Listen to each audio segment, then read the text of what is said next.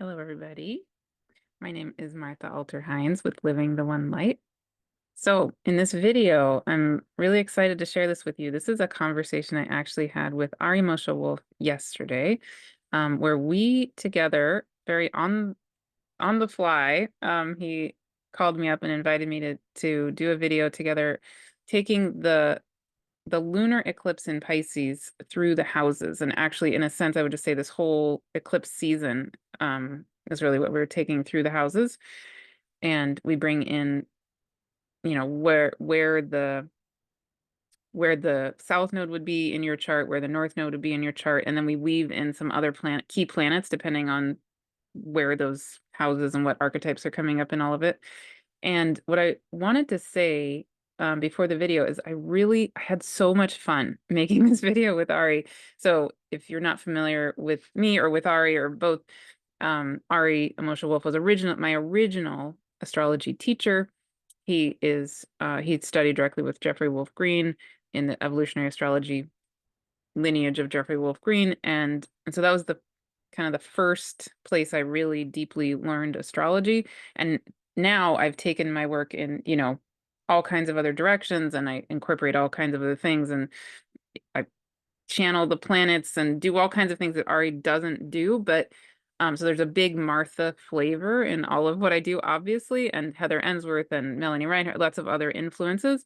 But Ari is where I originally learned. And what was so fun about this conversation in particular for me was that it was we really played, it felt like very playful, very, but in a constructive, sacred, honoring, deeply honoring way of both of us having our own ways, our own perspectives. And I think that's exactly what is needed in our world, and certainly in the astrology world right now, right? Is that these beings, these planets, these archetypes, these energies are true for each of us, each in our own unique ways. And so I would love for this conversation to be one of many models of how we don't need to see things precisely the same way, yet we can really complement each other and really play with those differences and just have joy in it. I just felt so much joy when I was having this conversation yesterday. So I hope you enjoy it. I hope it's supportive to you. And yeah, and so the gist is today is Thursday, September 4th. This lunar eclipse that we were talking about in the video is happening this Sunday, September 7th. But then we, in addition, have the solar eclipse coming 2 weeks later on September 21st. So this video, these themes that we talk about are very relevant. Actually, not even only for this, not only for this eclipse season, now that I think of it, because what we're really focused on is that where the nodes are falling in your chart. So the south node being in Virgo, the north node being in Pisces.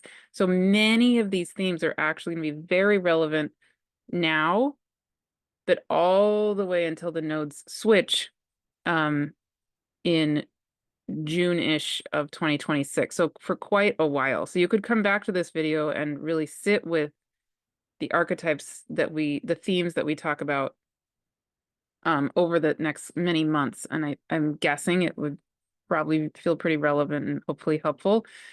Yeah, because again, and the themes of this eclipse season, as I've talked about in previous videos, also show up again next February, March in that eclipse season, and then again a year from now in August of 2026. So, it's not a one and done thing. It's a cycle, and we're just in one part of that cycle. So yeah, I hope it will be fun for you. I hope it'll be helpful for you. I hope it'll feel supportive for you. And I forgot to mention in that video that if you have not yet joined the sacred eclipse journey that I'm holding, you're still very welcome. So that we started a couple of weeks ago. We've met twice, but we're meeting 2 more times. And the 2 times we've already met, those were recorded and they're available and you can enjoy them and they're still extremely relevant. But the 2 times coming up that we're meeting again, and there are balloons, are this Sunday at the exact time of the lunar eclipse, and then 2 weeks later on the 21st at the exact time of the solar eclipse. And those will also be recorded. In those gatherings, I'm going to be channeling for us to really be with the energies of the eclipses themselves. I think it's going to be very powerful. And it's a sliding scale, so for the whole thing, the lower amount is $55 for the whole journey, all 4 gatherings altogether. In addition, I was offering smaller circles where I look at your exact chart and give you just not a full reading, but a mini sense, a gist of how the eclipse energies interact with your chart. I had a total of 6 of those circles. 5 of them are full, but there are 3 more spots, I think, available in the 6th circle, which is going to be this coming Monday at 1 p.m. Pacific.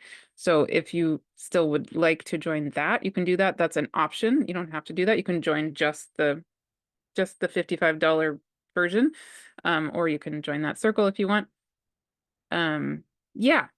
And coming up, starting on October 1st, I haven't quite put it up yet, but I'm working on the sign up page for a channeling course that I'm going to be holding in October and November, mostly really October, but into November, which I'm really, really excited about. That's the next thing the spirit world is adamant that I do. So I will say more about that in upcoming videos. And yeah, but if that piques your interest, just know that that's coming starting October 1st. I'll be doing a whole video on it as well in the next couple of weeks. And yeah, how to channel is the gist. And it's really about getting activated in our energy system, our energy body, in a really grounded, safe, holistic sense. And yeah, so more coming on that very, very, very soon. Yeah, so welcome and enjoy this conversation with Ari. I hope you enjoy it and share with us how it is. Okay, see you soon. Hello, everyone. This is Ari Moshe Wolfe of Heart and Soul-Centered Astrology, and I'm here with my friend Martha Hines, and we're going to come together here to offer an overview of this weekend's lunar eclipse through the 12 houses.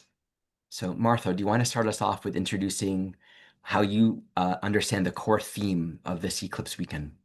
Yeah, yeah. So I personally have felt called to start dropping into this lunar eclipse with the new moon that happened at 0 degrees of Virgo, because of course that's the beginning of the lunar cycle that culminates with the full moon, which is where the lunar eclipse is this weekend.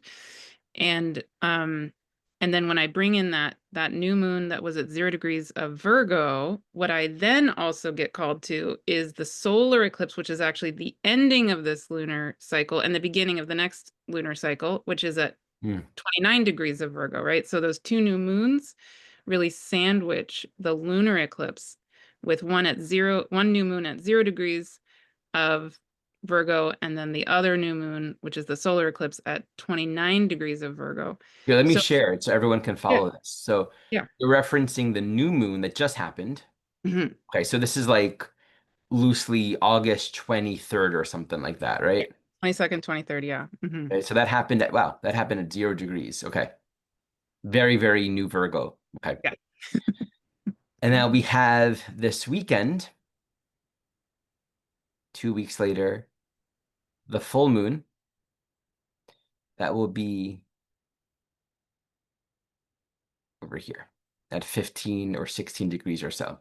Yeah, exactly. And then you mentioned the third new moon in Virgo. So Yeah. that's kind of rare Yep. that there's 2 new moons in the same sign. So this is happening at what degree? 29 degrees? And yeah. So at the very end of this month, we're going to have another eclipse, a solar eclipse. Wow. Hmm. At the very end of Virgo. Okay, so I just want to share that with everyone. Yeah. Yeah. And one key thing about the original new moon at 0 degrees of Virgo was that it was also squaring Uranus. And then a really key thing about the solar eclipse, the second one, the 29 degrees of Virgo one, is that the new moon is almost exactly opposite Saturn, who has now moved back into Pisces and is at what, 28 degrees, I think, of Pisces at the time of the solar eclipse. So, Let me just highlight that. So we have this new moon right here that was squaring Uranus. mhm, Okay, right here at 1 degree. mhm. And what was the second thing that you just said? The solar eclipse new moon, the 29-degree one, is Yeah. almost exactly opposite Saturn in Pisces,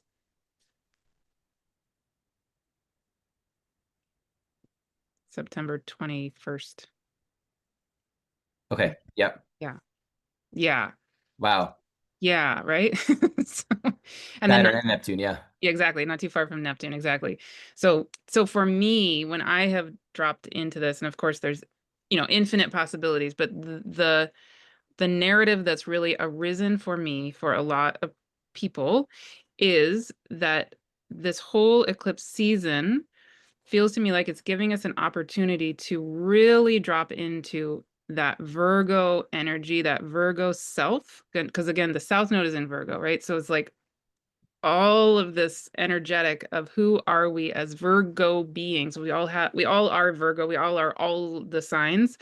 So that aspect of us, whatever it is that's we associate with Virgo, maybe for a lot of us, as ourselves as healers, ourselves as seers, ourselves as quote unquote witches in some way, or temple keepers, all that kind of these spiritual gifts that we are, especially beings, gifts of ourselves as beings of earth and spirit as one, which I think a lot of us identify with in various different ways.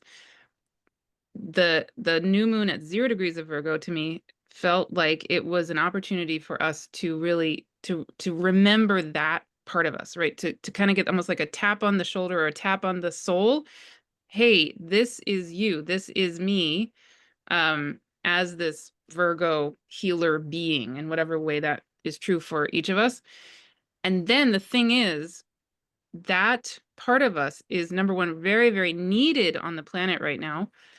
And we have all kinds of trauma, all kinds of associations, from this lifetime, other lifetimes, with that Virgo energy, fear-based patterns that maybe arise when we get tapped on that shoulder of, oh, here's my Virgo self, right? So maybe we have past lives where we're burned at the stake for being a healer or whatever it is.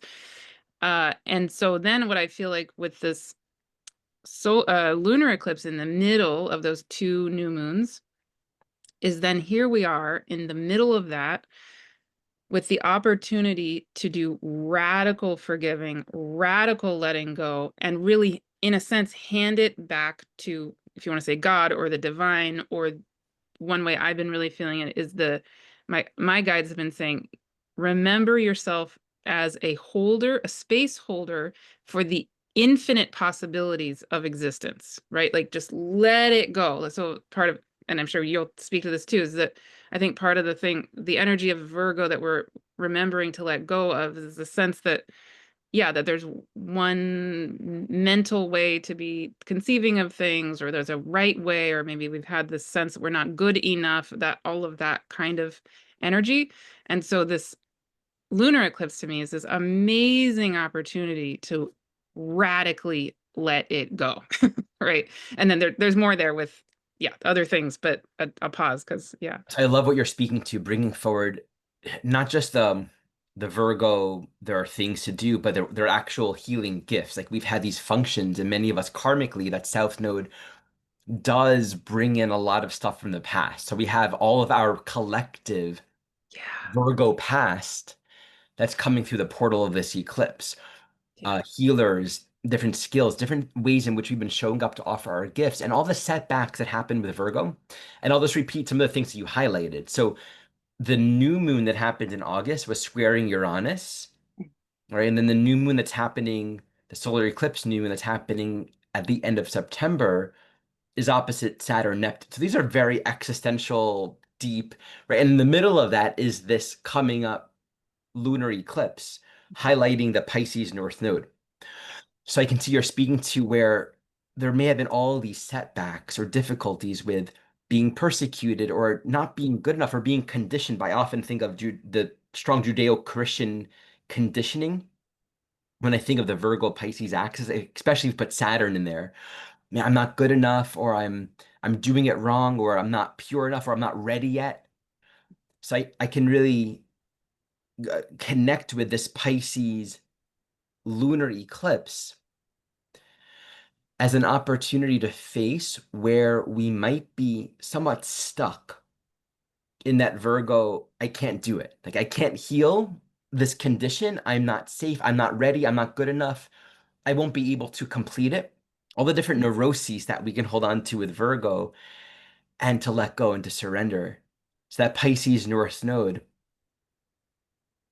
invites us to acknowledge we don't have to be healed. Like we don't have to be resolved. We don't have to have worked out all of our dilemmas. And I think that's a part of the humility of Pisces relative to Virgo itself. We actually can't. Like we can't fixate on a problem long enough to solve the problem. There's a way in which we have to allow for something greater than our limited perception to be more true than the story that we fixated on. Yeah, exactly. And one thing just to add to that is I think I feel like, or at least what my guides say is um that those Virgo gifts are amazing, right? And the world needs them so badly. Mm. And because of those negative experiences we've had, we are now often scared to bring them forward, or we think they need to be perfect before we bring them forward, or we Yeah. get in a loop of like redoing the thing over and over again before we're going to show it to the world because XYZ, right? And then we're stuck, and then the world doesn't get to have the thing that it needs from us. It's like, whoa. So then what the spirit world says to me is stop. Stop doing this, and we're going to support you with this north node in Pisces, Saturn in Pisces, this full moon in Pisces on the north node, and Nessus actually also, you know let's the buck stops here, Nessus. Mm. Let's really radically take responsibility for letting the heck go of all of that patterning that is just not helpful anymore. Right. um yes. I'm so taken by this idea of holding space for the infinite possibilities of creation, me Mm. letting something greater than our understanding to prevail beyond the limits of our own perception. The the the struggle with all of this strong Virgo energy isn't just that, there's more to develop, there's more to grow, there's more to refine. We get so identified with this story or this idea that validates our victimization, our stuckness, our smallness, our inferiority, why we can't improve our conditions, why our conditions are the way they are. Yeah, I had this recent, deep, really authentic realization around every story I have around every problem that I have has been unhelpful in the sense that if it's a helpful story, it would help me get out of the problem. Most of Yes. the stories that we tell ourselves just reaffirm that which keeps us in the same dilemmas over and over and over again.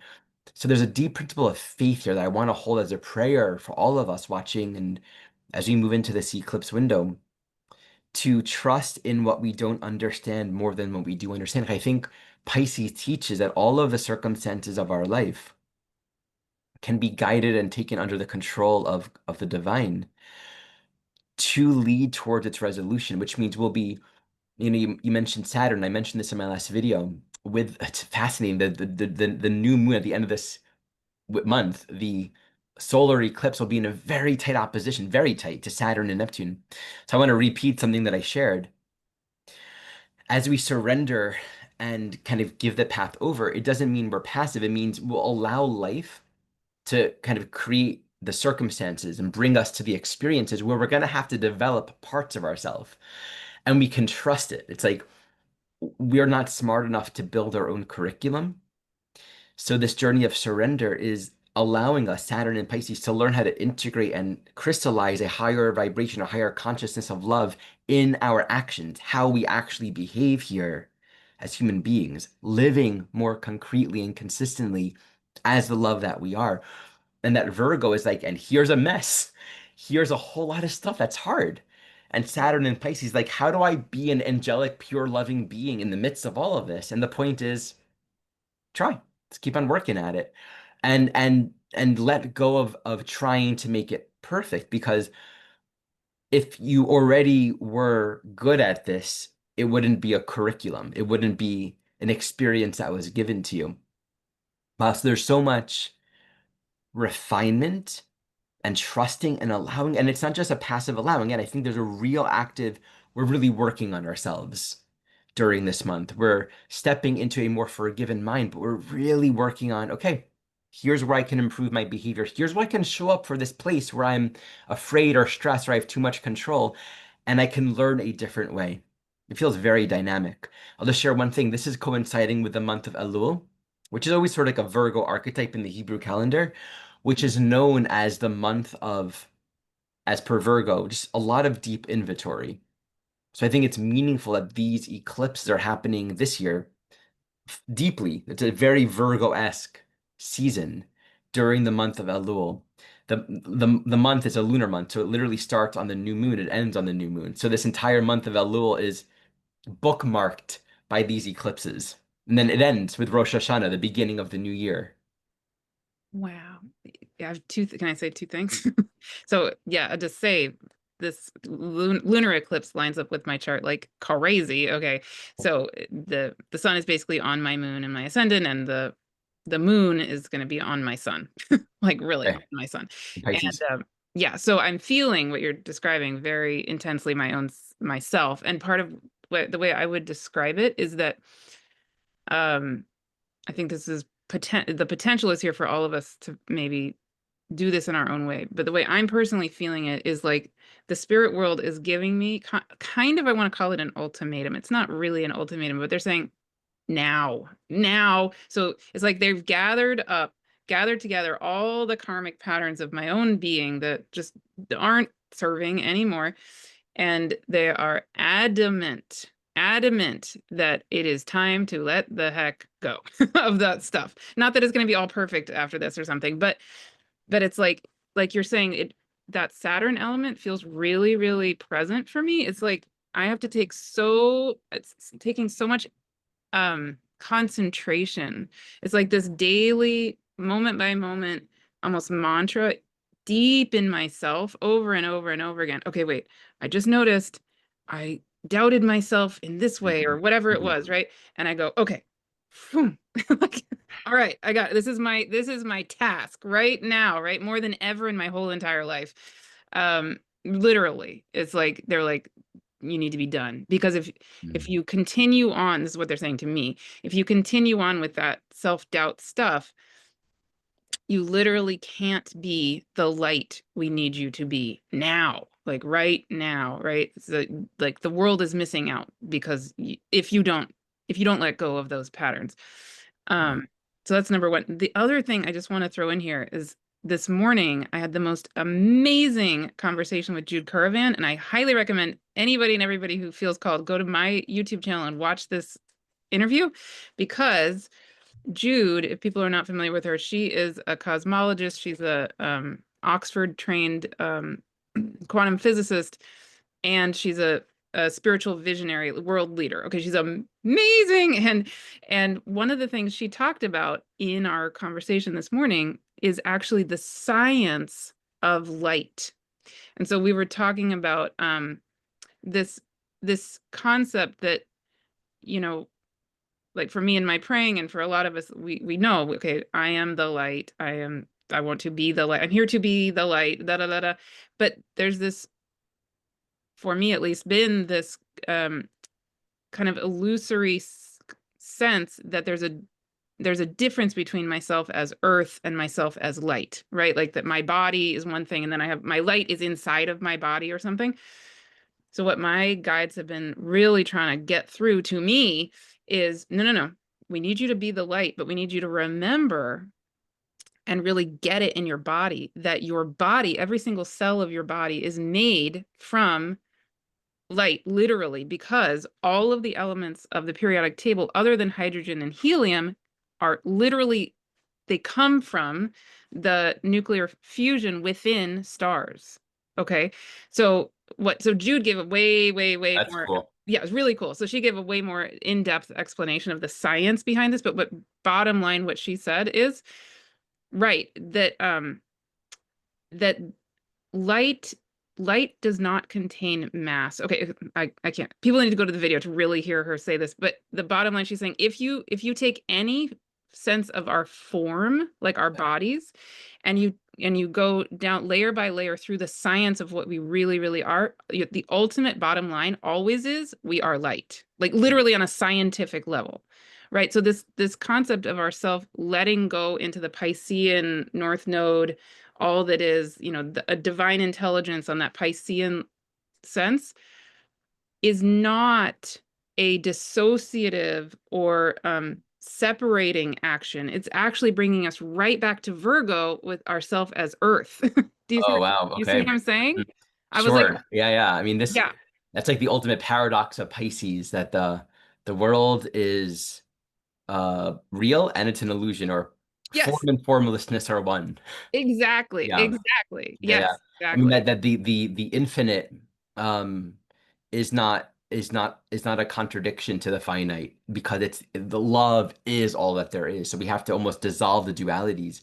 Yes, You know, what you were sharing reminds me of something I read recently. I was researching the field of biodynamic craniosacral work. yeah, It's craniosacral. It's just very energetic oriented. And this one forerunner, this one leader in that field, I forgot his name, said something to the likes of, he was referencing the body as existing within the field.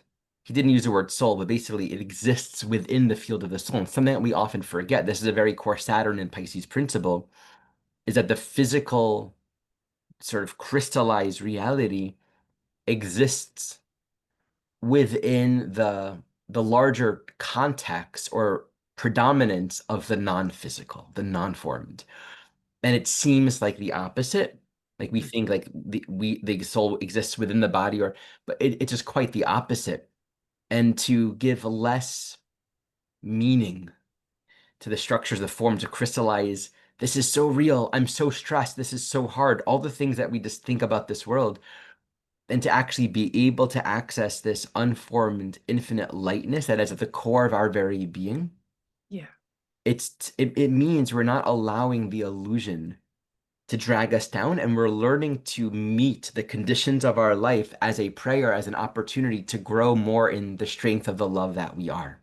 mhm, And that's why it's like this idea of really working with our vibration and catching ourselves in the moments and not judging, because here our spiritual curriculum is our life, truly every part of it. And it's not a flippant statement. To really embrace that is deep, it's profound. And you mentioned, the possibility of Pisces being this like escapist or intangible quality. I think that is a common fear when we move into the surrender or trusting state, that we're going to be avoiding or not dealing with.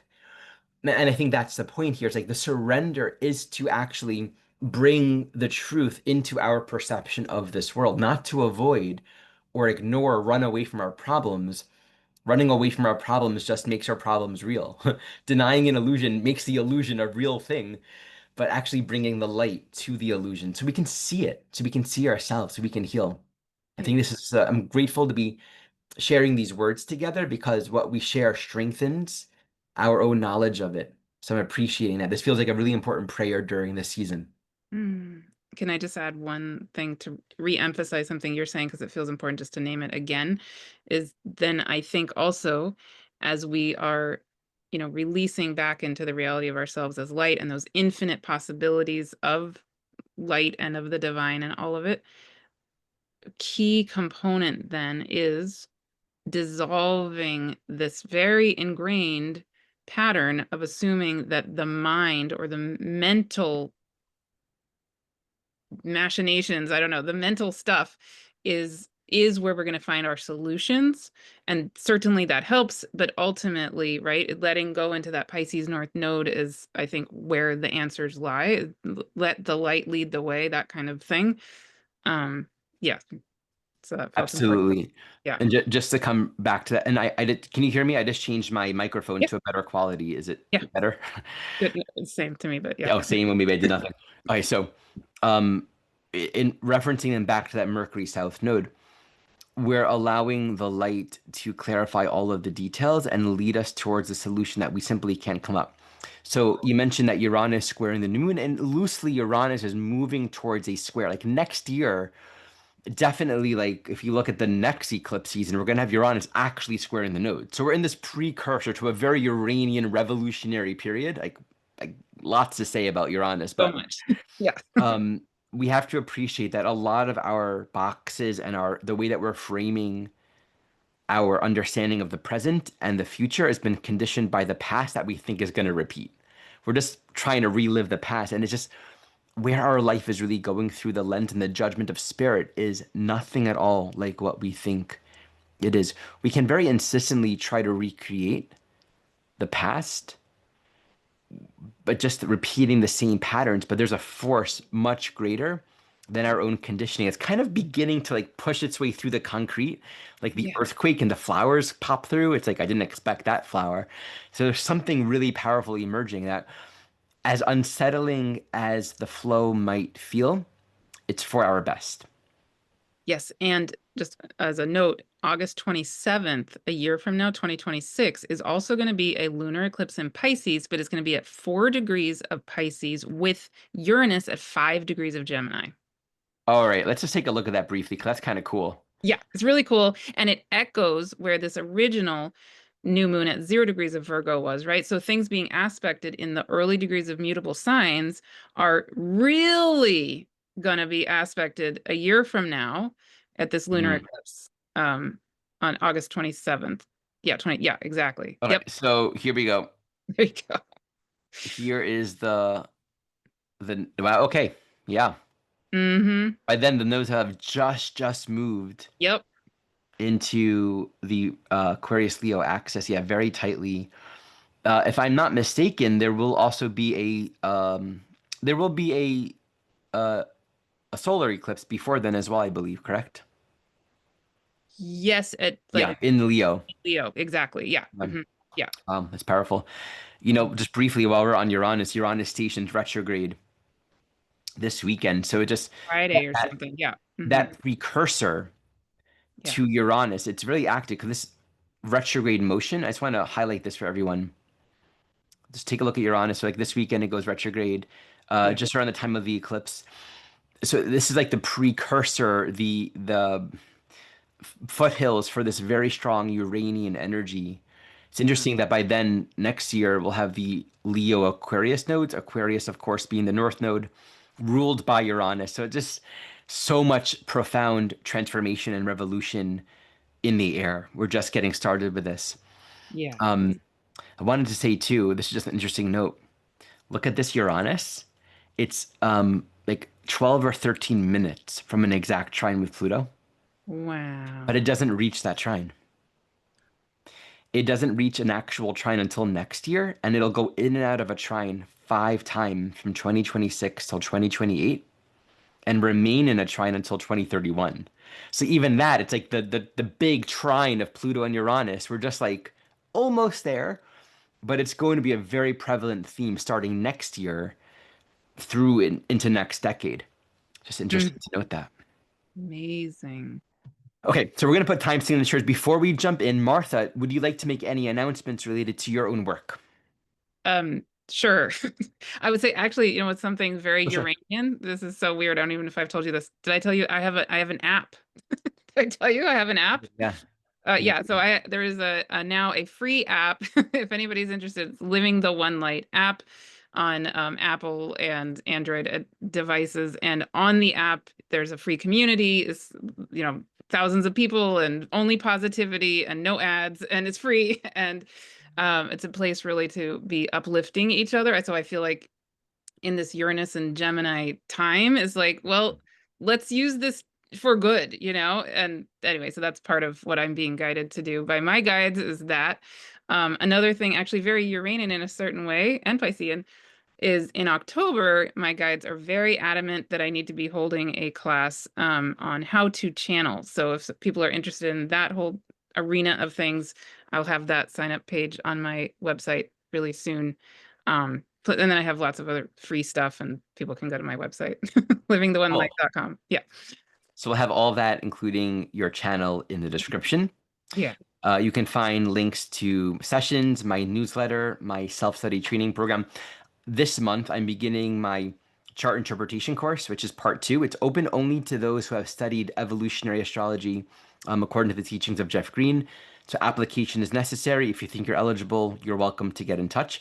Then we have a free class happening in a week or so, where myself and some colleagues will be sharing stories on the life wisdom teachings of Jeffrey Wolf Green, Fun. teacher, the man who brought forward this lineage. Beautiful, beautiful class. It's a free class, so you can check all that in the description below. And I just want to throw in, I took your course. I was Yes, one of your students. So, and I mean, I deeply, deeply, deeply still appreciate it so much, and I would just endorse it. So thank go. you. Yeah. Okay, so I wanted to read something to get us started, and this is something I put in my last newsletter, and I just feel like it really beautifully encompasses the essence of this axis. So the Virgo-Pisces axis from one angle can represent the dichotomy of the perfect but totally inaccessible ideal, Pisces, and our own never-ending internal sense of inadequacy, Virgo. Our existing problems and struggles in life can easily serve as a rational proof that we are simply too far messed up for any meaningful healing. And the Virgo Pisces axis can often feel like a stark split between our entangled worldly problems and a more lofty spiritual experience. This leads to a sense of polarization between profound transcendental experience on the one hand, but then continually being drawn back into the ickiness of our personal struggles without the two worlds ever really meeting each other.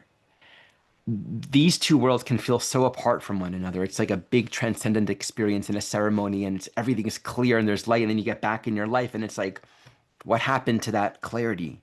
It's so hard. It's so messy. There's so many things that feel unresolved. And I think that split between the Virgo Pisces axis is common on the spiritual path, but can be really highlighted during this particular season.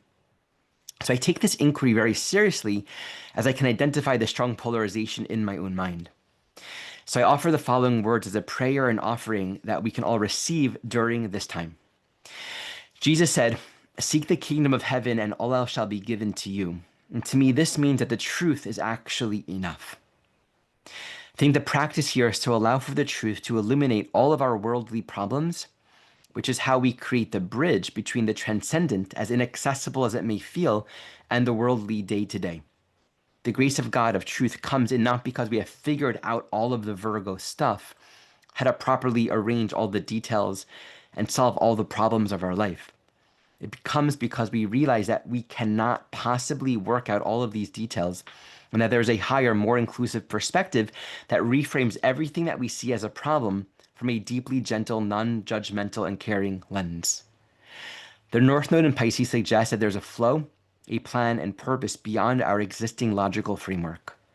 We don't have to understand it, and sometimes it just takes a sliver, modicum of willingness, of availability, for the truth to be more real than whatever we are holding on to. So, with that, I just offer that meditation as we delve into looking at this eclipse through the houses. We don't have to understand how to get out of whatever causes pain and difficulty and stress within us. That's not necessarily the right use of mind in this case. But we are disciples of a path and a teacher that knows more than us, that seek and reference that guidance to lead the way. It will be good no matter what. Okay. South node in Virgo in the seventh, North node in Pisces in the first. Now, the South node is going to have the Sun with Mercury there. The North node is going to be with the Moon, not far from also Saturn in Pisces. So you can group all of those together. So we'll just do some collaborative back and forth here. With the South Node in Virgo in the seventh, we could imagine the unresolved messiness can be expressing in our relationships. I'm not good enough. I'm not giving well enough. I'm not showing up. I'm not worthy enough. Or the Virgo critical nature can be projected outwards.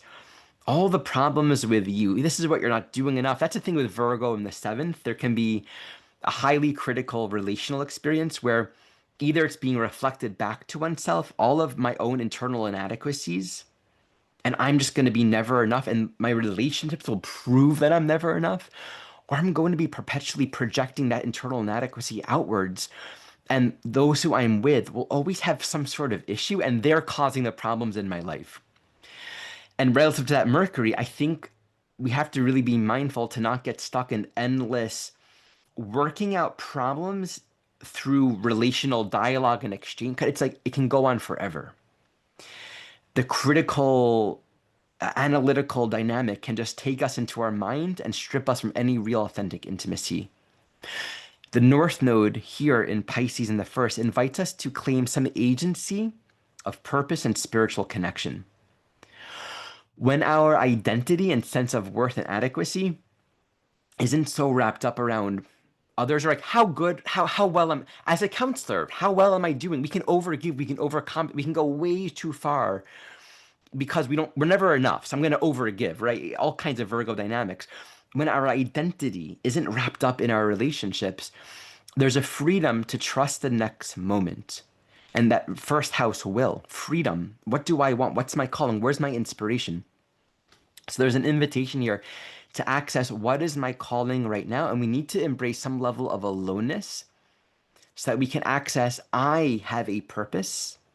And from a forgiven mind, when I'm not trying to resolve some sense of inadequacy or not enoughness, my life wants to go somewhere. And this will reframe, this will bring light and clarity and peace into our relationships because we can be okay with things being imperfect. So, what would you like to add to this?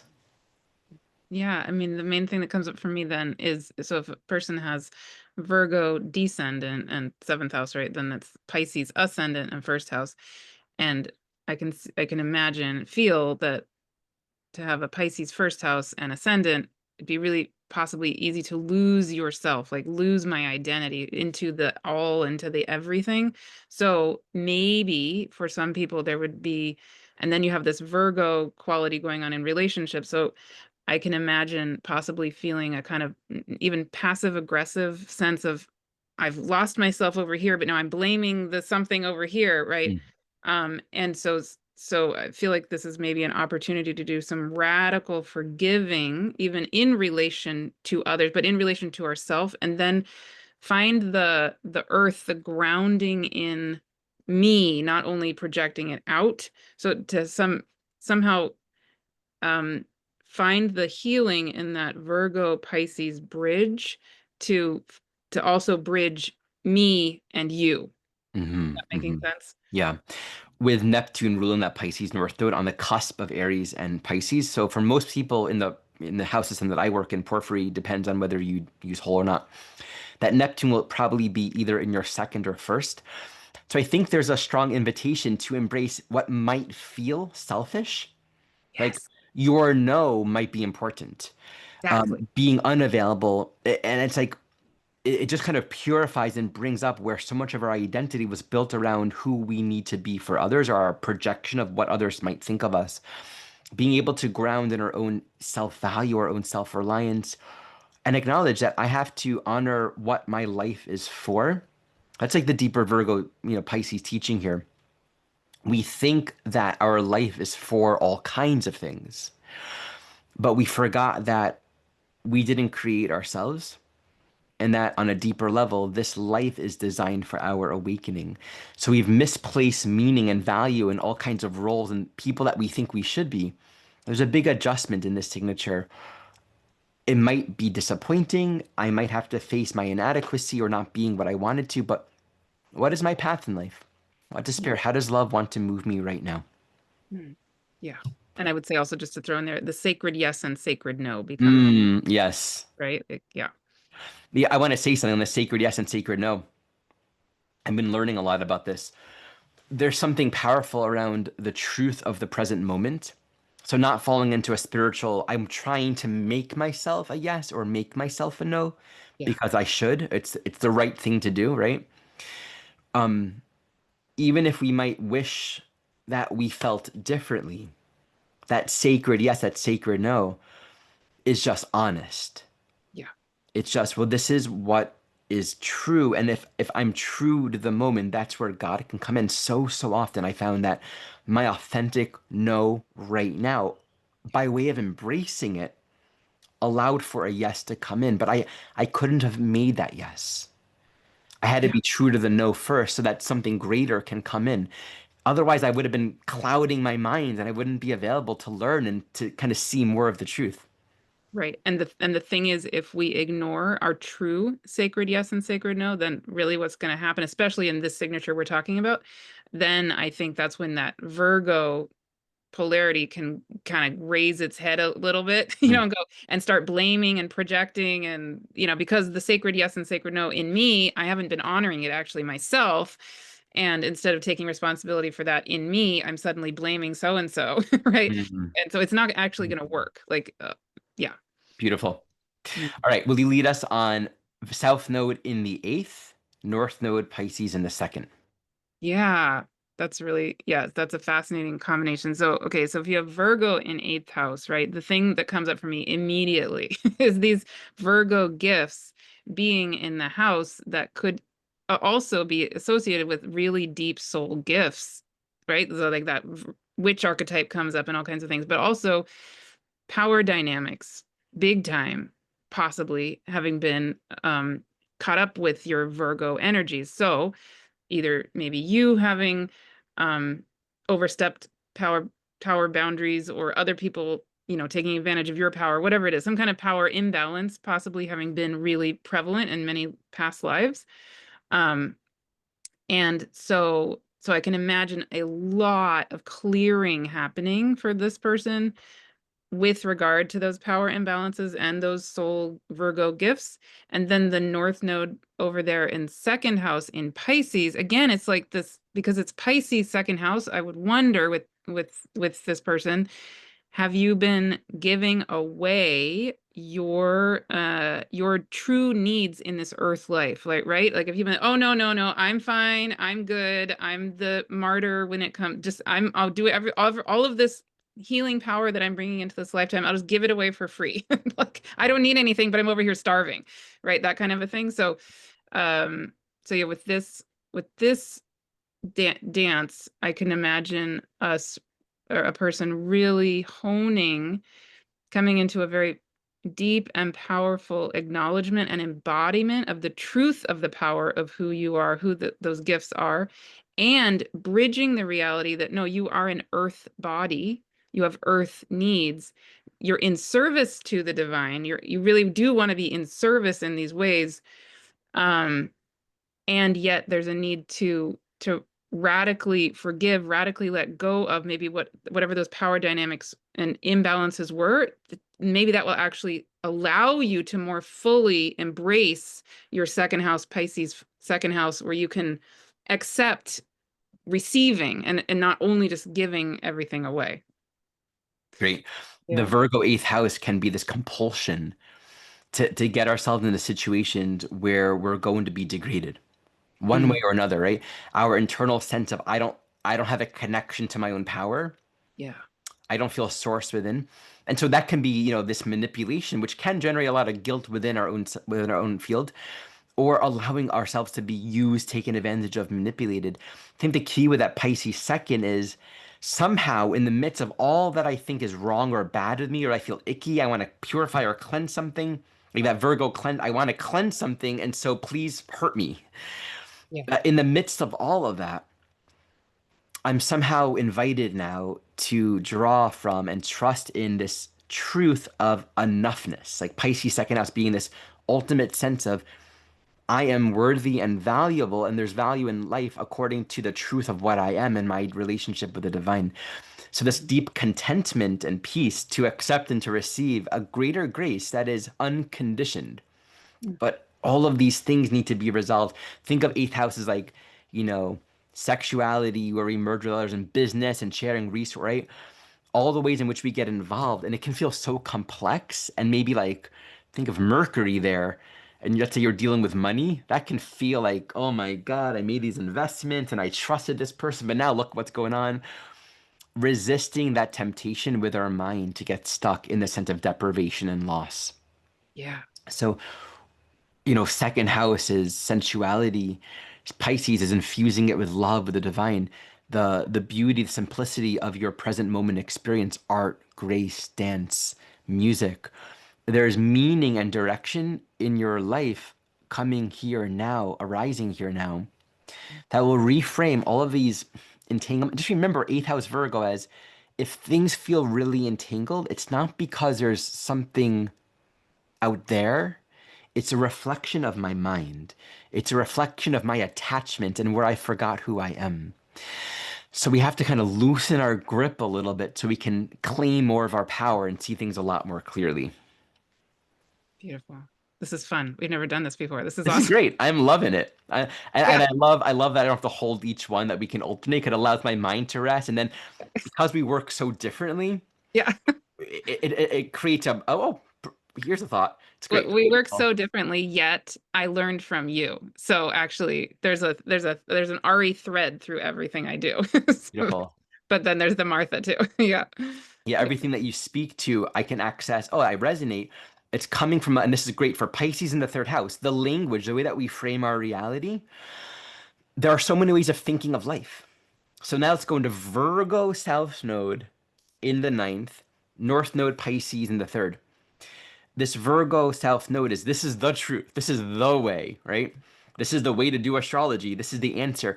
And so there can be coming from actually a deep internal inadequacy and guilt and self-doubt that I can't know the truth. I'm going to overcompensate and hold on to this dogmatism and be very rigid in that way. Now, the ninth house Virgo issue is we can adopt belief systems and dogmas that only further induce our sense of feeling far from the truth. Like these are belief systems that create alienation and don't further us along the path. They further us along our belief systems. Third house Pisces is there's another way of looking at your life. Wherever there is any kind of rigidity, guilt, self-harshness, or criticism, there's another angle or perspective that wants to open up our mind to another perspective or angle that maybe we would have judged or not thought of or seen as impure. So that's why I love hearing you, because everything you say, I can find resonance with it, but your languaging and the way that your mind works, it's always going to come from a completely slightly different frame or perspective. Pisces sort of wants to open up our minds and say, okay, I have my map and I thought I knew what I was doing. I had all of my Virgo ninth house answers. I got it all cosmologically worked out. And to be honest, I actually have no clue what's going on. Just allow ourselves to not know, allow ourselves to be students and to experience something in this world of experience, conversations, interactions, new pieces of data, information that might even seem totally unspiritual, but actually might be relevant. We can get really stuck in our own ideas and beliefs of the path where it's no longer a pilgrimage. We're no longer learning. And so this really wants us to shake in and loosen up the grip of all that we thought was true. Yeah, beautiful. My Mercury in Pisces is very happy with what you're saying. Right. Yeah. No, so the one thing I'm thinking, I'm doing the geometry in my mind. So I think with this person, what I'd be really curious to look at is where is that Uranus in Gemini? Because I'm guessing it would be like what, like 11th, 12th house-ish. No, we'll say so if we have this, oh yeah, right. Yeah, if Virgo, no. Wait. If Pisces in the third, Oh, wait. then the Right. Uranus will be somewhere depending on the house system, fifth or sixth. Fifth or sixth. Okay. Yeah. Yeah, because of course what comes up for me with this is basically what you just said, but I would wonder, if you have Virgo in ninth house and now the South Node is transiting your ninth house in Virgo, I would wonder if there are themes coming up for you around gurus or teachers or some kind of, where you've either been the teacher or been the student of a teacher where or both, probably both, and there's been this sense of I'm not good enough, or being told I'm not good enough by this guru figure or something along those lines, right? And now that's being cleared. And I would wonder, how is the Uranus and Gemini supporting you in that? Because the North Node in Pisces and the Uranus and Gemini are both energies for you, for this person, that are in different ways helping to Mhm. free that up, Yeah. right? Yeah, yeah. Yeah. Hmm. Beautiful. A lot of it's freeing the mind from the controlled frames and boxes, and I've intellectually ordered it to make sense and fit into this box, and apparently none of that is true. Yeah. And it's Right. okay. It's all okay. Like it's fine that it's not true. It's Yeah, all good. Yeah. absolutely. Mhm. Okay. So you lead the next one, Virgo South Node in the 10th, North Node Pisces in the 4th. Got it. Okay. So Virgo in I'm just going 10, to respond to a message here. yeah. Um, Virgo in the 10th house would, yeah, I mean, so again, there would be this really interesting dynamic, 10th house, 4th house between so if you have Virgo in the 10th house, I would wonder again, similar to Virgo in the ninth house, but slightly different. Do you have a sense of a lot of shoulds or a lot of not good enoughness from authority figures, from society, from what you feel like society expects of you, right? And then the nodes are then bridging that 10th house Virgo with your very sensitive, tender Pisces 4th house, right? Mm. And trying to help bridge.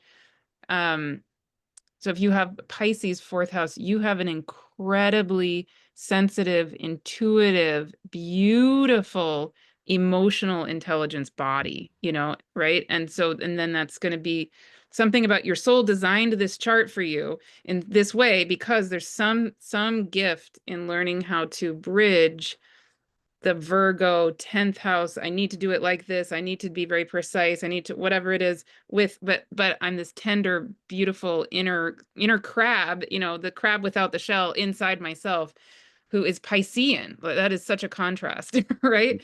And how do I meet both gifts? Because they're ultimately both gifts. Go. What? Beautiful, Yeah. beautiful.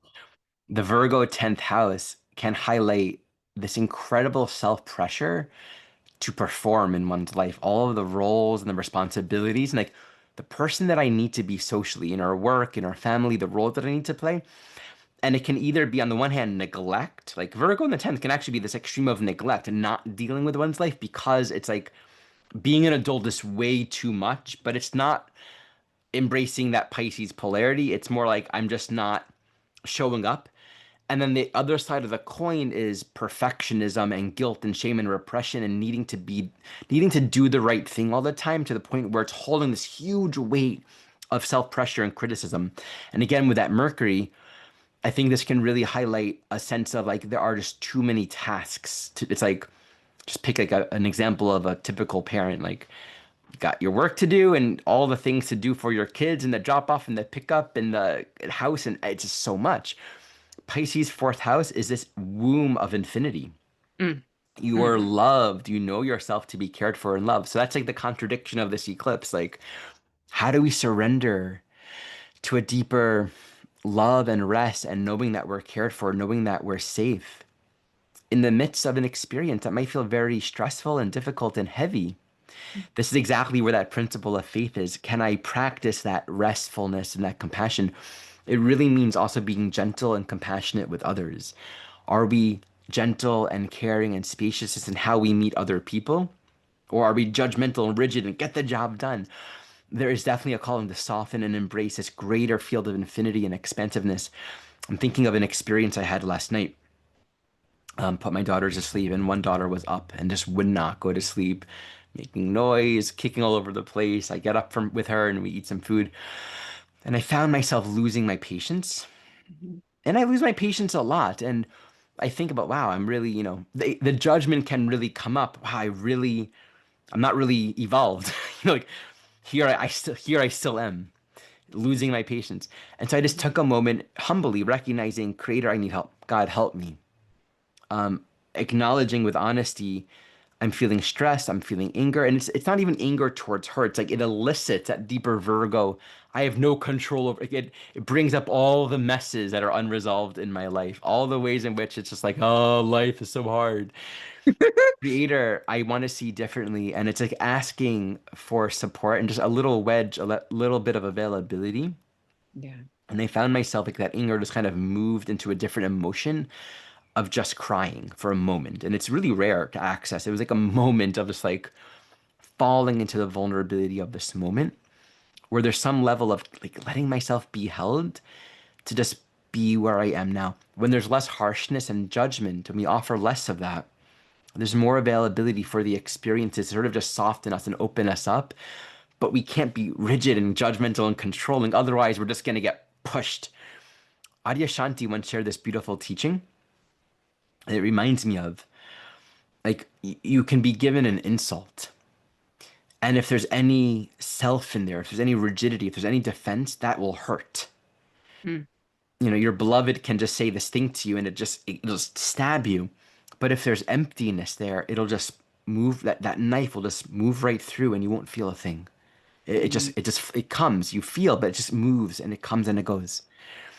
So I think there's a whole perspective and a more compassionate lens for our lives that we're being called to allow in, to be well, to be cared for, to know that we're loved, that we're not here to suffer. And just to throw in there, especially for this person, but for all of us, right? I think what you're describing there, it's so perfect. Then for this person, the South Node would be in their 10th house, but Saturn Mm, be in Pisces in their 4th house. yeah, fourth or fifth, yeah. Or fifth, yeah. So, um, right. So I would really like encourage you, if this is you, to sit with the Saturn archetype, the 10th house archetype, the Capricorn archetype. And I mean, Ari and I both agree, right? We both have a similar perspective on Saturn being actually a yin planet and uh being actually a very soft wisdom. That's how I think of it, as a wisdom keeper of ourself, right? So like imagining that wise self, or like the inner grandmother or whatever, wise elder person of ourself coming and sitting next to us, like sitting next to you in that moment and going, I got you, like I'm right here, and then you can just cry. And Love then that. yeah, Saturn and Pisces in the fourth is a wise, eternal wisdom grandmother, grandfather, just sitting with you, being with you, caring for you right there, and you're safe, you're held, and there's wisdom there. exactly. Love Yeah. that. Okay, we should probably shorten each Yeah. one I because know. I'm a little bit late on my end. Okay, so I'll start with, although I'm loving this. Yeah. Um, so Virgo, 11th house, south node, Pisces, north node in the fifth. Mhm. And this can really bring up one, a lot of comparison. Um, all the things that others are doing, the communities, the social media accounts, the clicks, I'm not as good as them. I'm not as good of a fill in the blank astrologer, Instagram model, all these different judgments or ideas of what it might look like to be one of the cool people. And so my contribution, my value in the world isn't meaningful. That inadequacy can also lead to a lot of compensation. Here's the avatar that I can build, all the energy and mental thought I can put into making myself fit in. I'm going to try to make myself someone meaningful because I feel so alienated and different and disconnected and not a part of anything meaningful. That Pisces North Node is don't look on the outside. Don't try to find belonging. um, you have a Virgo 11th houses, you have a contribution to be in service to the collective to help improve and evolve the world. But if there's this sense of I'm not important or I'm trying to find my belonging, we're always going to be in this psychology of inferiority. Pisces, fifth house is access your inner prince and princess. Like seeing those Disney show tunes that you grew up loving, get inspired, get creative, be a little bit magical, get in touch with your inner fairy Davic essence, and allow this life to be a little more celebratory. This takes the energy away from the strong, I'm not enough, I'm not doing enough, how do I belong, how do I fit in, how do I make my mark in this world, to I'm here to open up my heart and trust the love and the joy that wants to come through me. It really, for many souls, might be a calling to have some courage, especially Mm. with Saturn being in the mix. Put some effort, some work, and some courage to actually bring manifestation to our dreams. Otherwise, we can spend a lot of energy trying to find purpose and belonging in being something that we're not. Like just being a cog in the machine. I can do this function really well, but is that where your joy and your love and your inspiration is? There's a role in the and a function that love would have us play. So I think this is a strong calling to embrace that, even if it's vulnerable, even if it means being seen, standing out. It's okay because that's what love wants to do through you, and it's not for you to judge. Exactly. I'll just throw in one thing, which is so here going back to the let light lead the way, let love lead the way. It's right. Like what I want to say here is let light and love play. Like just Oh, like I love that. right? Play. Like imagine if you just let the light of the divine just come straight into your heart, straight come straight into your being and just I don't know, just dance or like literally let it move you, you know? Be That's ridiculous, beautiful. whatever. I love that. Love that. All right, will you lead us with the 12th house, 6th house axis? Yeah. So 12th house, Virgo, North house, North node. Oh my goodness. You Sixth got house it. Pisces. Yeah. Yeah. Um, right. So uh, that's a really interesting one. That's a really interesting one that I think we can both relate to. But yeah, so I mean, here, what I can imagine, what I could feel is if you have Virgo in the 12th house, there could be the sense of what it is to be spiritual, what it is to be divine will have that Virgo quality. So you could very easily come into this self-doubt, this I should, this I'm not good enough when it comes to being spiritual, actually, right? Or a spiritual being, and you really, really, really want to be of service because you have a Virgo 12th house. I mean, wow.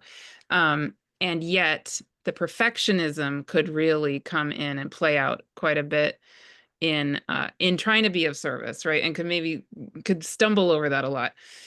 Um, and so then the North Node, this is so actually such a fascinating combo.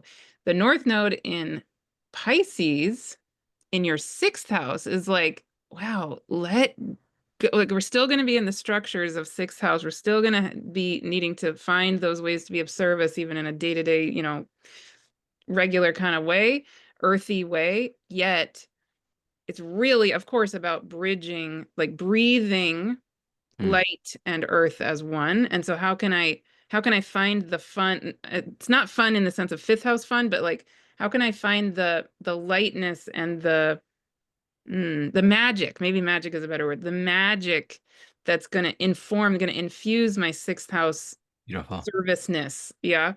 And bridge all of it. Well Yeah. said. Absolutely. Yeah. The Virgo 12th house can be a spiritual inadequacy. Mm, My gifts aren't good enough. I have too many judgments and resentments, or just all the ways in which we can create this deep sense I'm far away from the truth, I'm far away from God, I'm far away from salvation. And it can really result in this place of, and so I have nothing to offer. Pisces in the 6th house is allowing forgiveness to express through our service. So there's work to do. We each have a function to perform. We have to be willing to embrace that imperfection. The healer that we are, the astrologer, the writer, the teacher, the whatever that we are, and the function that we perform, even just all the different tasks in our life. If we're focusing on all of our inadequacies, we become very materialistic in our spirituality. We become very concerned with this ideal of perfection as if that's what love is looking for.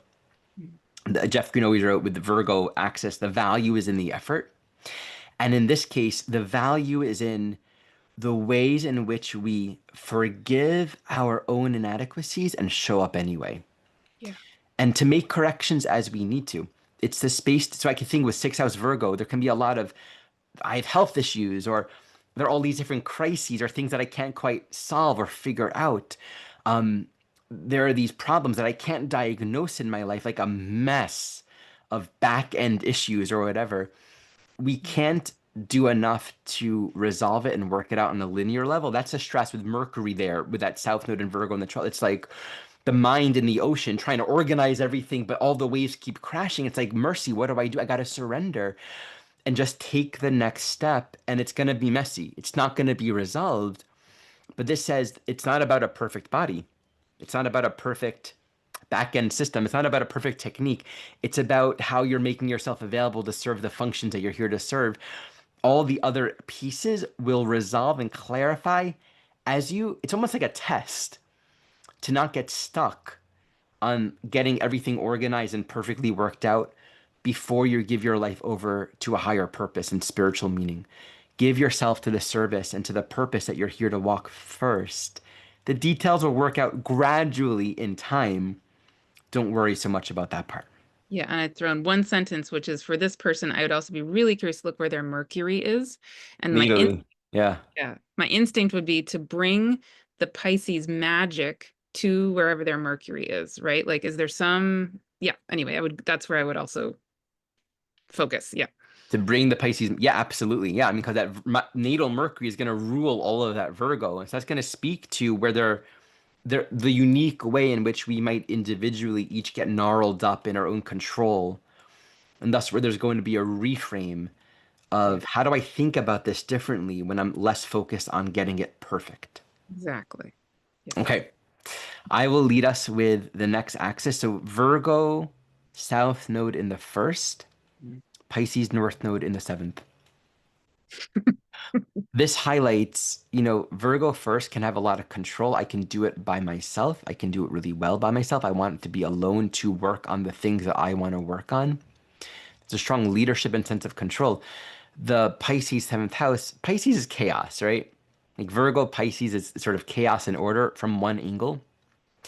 So other people, they're chaotic. It's like there's a strong sense of if I embrace love and relationship, if I open up to the other, I'm gonna be held back. I'm either gonna lose myself indiscriminately and feel like I can't make my own choices and be stuck there, or I'm just gonna be I'm gonna be immersed, completely merged into some delusional dream reality of someone else's world, their dream, and I won't know how to discern and get myself out. So that Pisces North Node actually asks us to bring our love into our relationships, to open up to the full 100% with capital Full reality of the other. Mm. Because the full reality of the other is not a threat. Mm. It's not a thing to possess or give meaning to, nor is it a thing to be afraid of or to avoid. But opening up to the full reality is allowing the unconditional love of the divine to say, I accept all of you. And in the recognizing of your full worthiness and the love that you are, I claim and clarify and strengthen the reality of my own. Thus, there's a collaboration and a path that arises in the unity of that love and that shared, I accept you as you are, and I'm not going to control you. This reframes the Virgo. We can go, what is it, slower but better together, Mm. quicker but maybe not as well alone. Mm. All of the things that we want to achieve and do in our own organization, our own plans, we have a lot more clarity and direction perspective because Virgo first can lack perspective. It can be very like stuck in its own details and linear ideas and kind of just be in go mode. It provides a larger perspective for the pieces that we individually can't see on our own because we're willing to embrace more of the truth. More of the truth in this case is in the other, is in that which is not what you can understand on your own. And that's where deep healing happens here. Yeah, beautiful. And this is my signature, so relating to a lot of what you're saying. But I would say one thing I would add in there is also, you're kind of saying it, I'll just explicitly name it, is when we have a Pisces seventh house, we can have a history of losing ourselves in the other, right? So Right. that's fear, I think there, I'm speaking for myself, that yeah, sure, I want to accept and open to the other, the totality of the other, but I've also done the other side of that, which is to accept to such an extreme degree that I'm giving myself away to the other. So I think the part of the opportunity for those of us with that signature is to yeah ground in, find me. Again, it comes back to that sacred yes and sacred no. Also, really find me and the value, the self-value of me, the Virgo me, stay open to the other, and yet use it as a rebalancing energy as opposed to a losing myself energy, right? Beautiful. Yeah. Like, come back to the center. Yeah. Beautiful. It's also recognizing that each person has their own needs and there's a path that we are each walking in life and we're not going to meet everyone's need and we're not going to be able to accommodate to everyone's needs or everyone's illusions or everyone's project, right? And that's not our role in life. but allowing another person's full evolutionary curriculum to stand alongside our, and this is every single relationship in our life, where we're not dictating the meaning or the purpose of what that relationship should be. We allow for a context and a perspective to widen, again, just beyond anything that we could have imagined on our own. Like there's a diversity that emerges on its own because elements that we couldn't have thought of on our own are now entering into our field, which allows us to surrender to a path that's actually far more beneficial, which we can't see on our own. This is where the holiness of relationship teaches us so much more than we can ever possibly apprehend on our own. Yeah. And we have yeah, so the really cool thing though for those of us with the Pisces seventh house is we have that wisdom keeper Saturn sitting there with us. Okay. Yeah. Right? It's like that actually helps me remember it's okay if I open myself and let's say I start to get lost in the other or whatever it happens to be, I've like this wisdom keeper Saturn has got me, Love right? it. That also says, with Saturn being close to the North Node for all of these, you can really imagine what is the spiritual discipline, the discipline of non-judgment and sort of a matured spiritual responsibility. How do we apply that in every single one of these examples? So Saturn and Pisces in the seventh, in a new phase with the North Node, this is like, what is it like to listen without judgment? Mm, To listen as a matured person, meaning I'm not getting lost in you. yeah, I'm here, but I'm yeah. not judging you either. And so I'm discerning, I'm present, I'm aware, but I'm not holding myself as in separate. There's a lot of beauty in just kind of contemplating what a matured spirituality looks like here in the seventh house. And a slowness, I want to say also, right? Yeah, taking the time to hear, taking the time to listen and take things in. Yeah, beautiful. All right, you lead us on the next axis. Okay, Second. so second Virgo, Pisces eighth. Yes, okay. Yeah, I mean, so now we're doing the flip of what we've already done, right? So this gets really interesting. So Virgo in second, I mean, it's kind of the opposite-ish of Pisces in second. So if you have Virgo in your second house, first of all, that's very, very grounded, but there can Mhm. also be this sense of yeah, and I don't deserve. And in another way that Pisces in second also can feel like I don't deserve to have what I need. There can be that with the Virgo in second, but in a sense of maybe like yeah, I need to continually like I get this feeling in my body of like somehow I need to continually purge or I need to continually be doing almost like repentance or something in order to like the I get this image of the beggar on the street who's the Mm. guru person, but who's only going to receive what the pennies, um, by giving service. And yeah, and so something about maybe if that's been your money story or your resources story, there's something about a not good enoughness, and I never quite have what I need because I feel like I ultimately don't deserve it. Mm. Then this south node there is a powerful opportunity to be letting the heck go of that, right? And then the north node being in the eighth house with Pisces, etc., is like, okay, so we can release back into the ultimate truth, the ultimate reality of the divine being, where the resources really, really are, where the power really, really is, right? And letting that forgiveness of ourself, of all of it, maybe even maybe possibly um a forgiveness of those lifetimes where you have had not enough or something, right? And letting that forgiveness heal and bring you back to a sense of wholeness with regard to all of that. Go. Beautiful. Okay. Yeah. The other dimension to all of this can be, imagine in that second house, you have what you have, Mm, whether it's a lot or a little, but it becomes the limits of your entire world. So you kind of isolate yourself, and there can be at the foundation a very deep, I'm holding on to a sense of self-preservation, like a lot of control. I'm in my own little isolated hole in the earth. I'm mm, keeping myself there. I got what I got. It may not be a lot. And internally, there might be a deep internal sense of poverty as you're expressing. And maybe I'm not worth very much, but I'm comfortable here. Mhm. And so there might be a lot of gifts and skills and craftiness in Virgo, and this you're really cultivating your internal and external garden. You have a lot of attention and detail put into cultivating your own resourcefulness. And with Mercury there, many gifts, Mhm. many skills, very sensual, very embodied. But I think the issue here is one of control and isolation. Getting out of the familiar world with that Pisces in the eighth, it's like the chaos of what you can't control. Like suddenly there's a flood and water seeps into your little hole in the earth and like everything's destroyed. And that Virgo second house is like, what do I do? I can't. Like the water's floating you up above the surface and you have nothing but just to surrender. It's like, here I am now. I don't got my hole anymore. So that Pisces in the eighth can actually be this deep existential, on the one hand, real fear of death, but psychologically, it's fear of losing everything that I'm holding on to, which sort of keeps my world in check. It keeps my inadequacy in place. It keeps my own self-preservation in a very fixed place. So I don't have to be threatened or insecure enough to actually be exposed and share my gifts and be challenged and be confronted.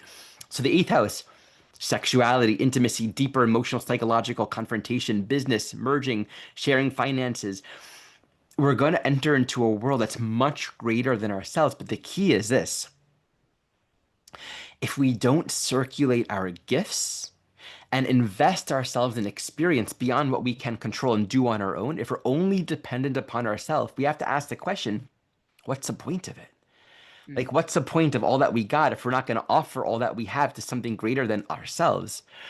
So there might be some messiness. And, that Saturn again says, you got this, right? It's like we're working with deeper spiritual energy here, transmute, learning how to take all of our resource, but give it over to a regenerative process where the giving and the sharing and the receiving and the investment in life allows for a generation of chi and energy that is far greater than anything that we can cultivate on our own. In terms of finances, this can actually bring an expansion of wealth simply on the basis of we're not holding on to stagnation. There can be a fear. If I let go, I'm not going to be safe. I'm going to be violated. I'm going to be hurt. There could be a deep protecting of our own vulnerability, as that Pisces eighth can represent where I'm getting lost in what I can't control. But this is exactly where we need to learn how to show up with greater spiritual agency and strength in order to make more of our lives. Yeah. Beautiful. Mhm. Great. Okay, I'll start us off with the next axis. Virgo in the third, south node, with Pisces, north node in the ninth. Okay, so Virgo, third house, does speak strongly to the linear boxes that we can understand and that we can control. This would put archetypally Uranus in Gemini in maybe in the 11th or in the 12th. So there can be a lot of value or intelligent energy put into the strength of our mind and its importance and its relevance. And so we can map everything out. With Mercury there, it's like, okay, I'm going to go down to the cafe. Well, let me tell you, you walk 20 feet. Oh, wait, you're from Europe. Okay. Uh, you know, 5 meters. I'm sorry, I'm getting meters wrong. Every detail mapped out, but it's like, okay, you know how to map everything out, and you're gonna pass three deciduous trees. The first one's gonna be older than the second two because I counted the rings. Like, we can map so many details about our life to the point where we're just living in this protection of the journey. If I let go of the map and all the things that I can do with my mind, I'm left with the unknown. Pisces in the ninth house is the path, is the journey, is this great wide open world of wilderness of the pilgrimage home, and it's a journey that I can't understand and I have to surrender to it. This strongly speaks to referencing our intuition. Now, if there are things that we're doing, plans we're making, technologies that we're working with, communication dynamics, things we're planning, things we're writing, and it's not done, you're writing a book and it's not edited, or it's too.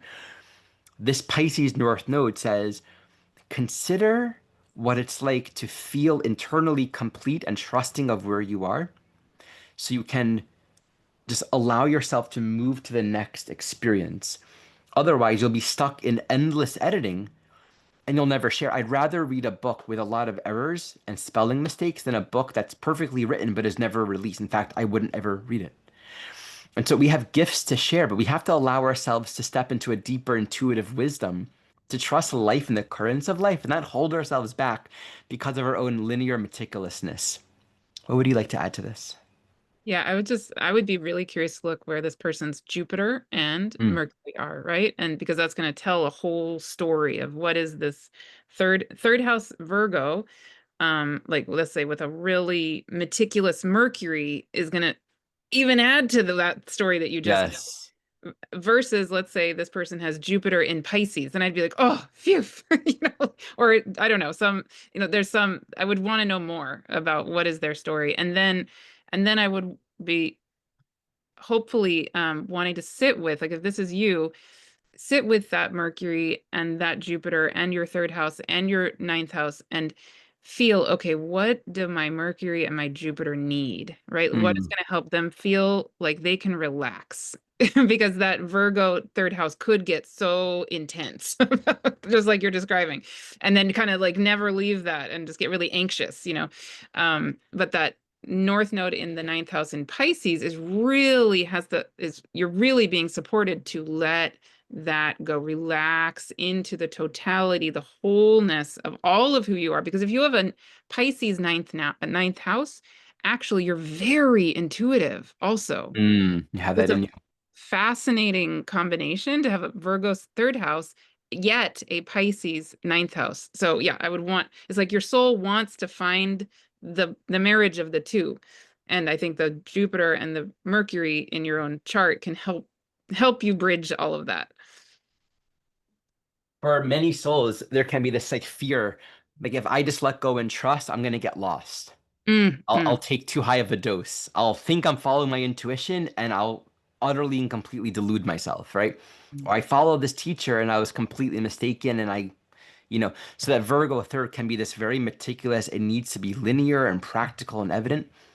So there's something in that Pisces North Node, especially again with Saturn there, it says you're safe to trust your intuition Yes. and focus on allowing this path to teach you what you currently don't know. Allow yourself to learn what you don't understand. Allow this to be one of having new perspective and new insight. It's not a lack of discrimination. It's just expanding your understanding of life, who you are, what this is all about, and orienting towards a deeper, more direct experience. Virgo third can also be a lot of mental distract. Like we're putting off our work in life by just scrolling on the phone and distracting ourselves all day. Pisces in the ninth is you have a purpose. You might be here to teach something. You might be guided to go somewhere and do something and walk this path. So allow the path to know more than you do and create space for the mystery. Yeah. Beautiful. Love it. Okay, you lead us with the fourth, 10th. Yeah. Okay. So Virgo in fourth house, Pisces in 10th house. Yeah. Okay. So if you have Virgo in the fourth house, what comes up for me there is this possibility that perhaps there's been in your childhood, in your upbringing, your family of origin, that sense of the Virgo, criticism and all of that. That's definitely a possibility.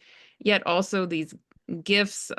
Maybe there's actually a lineage for you of ancestry of these Virgo gifts of the healer archetypes or the maybe through your maternal line or even paternal line or any of it. So there's a combo there. But what I would imagine the healing opportunity could be is really sitting with your emotional body, your emotional intelligence. And again, I would wonder, I would guess that there might be this imprinting of I'm not good enough. I should have done it like that. I should have this. Um, and then it's so fascinating because then you have Pisces in your 10th house, and 10th house is often the shoulds energy, yet it's Pisces. So like, wow, this is fascinating.